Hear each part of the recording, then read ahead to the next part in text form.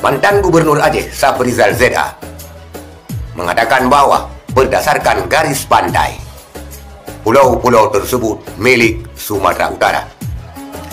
Pernyataan mencolok ini dikeluarkan oleh salah seorang warga Aceh berdarah Aceh, mantan daripada Gubernur Aceh, yang membuat seluruh rakyat Aceh berang dan berkomentar, "Leuh pang tibang jih laju." Karena pulau-pulau tersebut dengan bukti yang sahih, perjanjian antara Gubernur Sumatera Utara, Raja Inal Siregar, dan juga Gubernur Aceh Ibrahim Hassan yang dibubuhi tanda tangan Mendagri Rudini pada waktu itu sebagai bukti yang sah.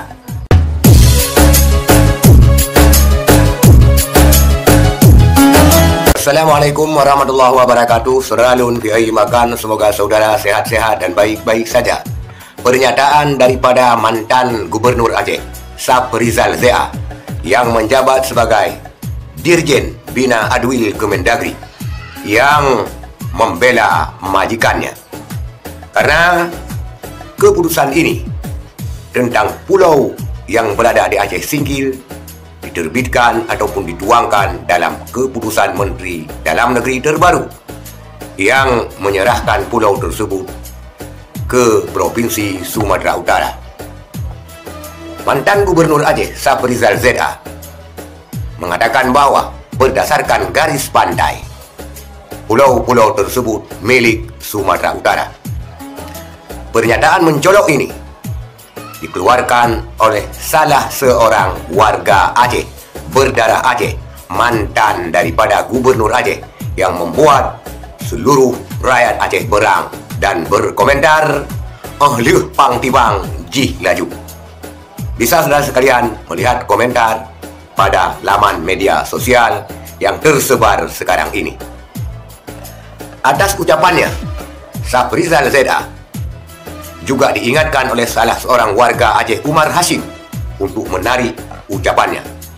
Karena pulau-pulau tersebut dengan bukti yang sahih, perjanjian antara Gubernur Sumatera Utara, Raja Inal Siregar, dan juga Gubernur Aceh Ibrahim Hassan yang dibubuhi tanda tangan Mendagri Rudini pada waktu itu sebagai bukti yang sah. Juga terkait dengan hal ini, Azhari Jage, anggota DPD Aceh, juga menyayangkan sikap yang tidak bertanggung jawab dan tidak mengaceh daripada mantan Gubernur Aceh ini. Kalau dia mengatakan alasannya garis pantai, tentu saja pantai seperti Hawaii Amerika katanya tentu tidak milik Amerika karena jauh dengan garis pantai Amerika Serikat. Dan bahkan banyak batas-batas daerah-daerah lain yang semeraut. Kalau ditarik menurut garis pantai akan terjadi berbagai macam gejolak dan permasalahan. Bukti kepemilikan daripada pulau tersebut adalah milik Aceh.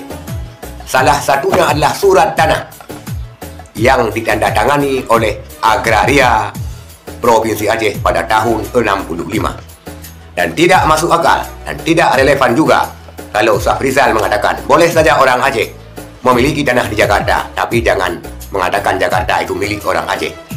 Itu adalah sebuah alasan yang konyol, karena tanah yang di Jakarta itu dikeluarkan oleh Agraria Jakarta, maka itu wilayah Jakarta. Sedangkan tanah ini ataupun pulau tersebut dikeluarkan oleh Agraria Aceh. Itulah saudara sekalian, seorang mantan Gubernur Aceh, seorang mantan PJ Gubernur Aceh yang tidak Aceh dan dinilai oleh warga Aceh, "Leuh pang tibang jih laju." Sekian, terima kasih. Assalamualaikum warahmatullahi wabarakatuh.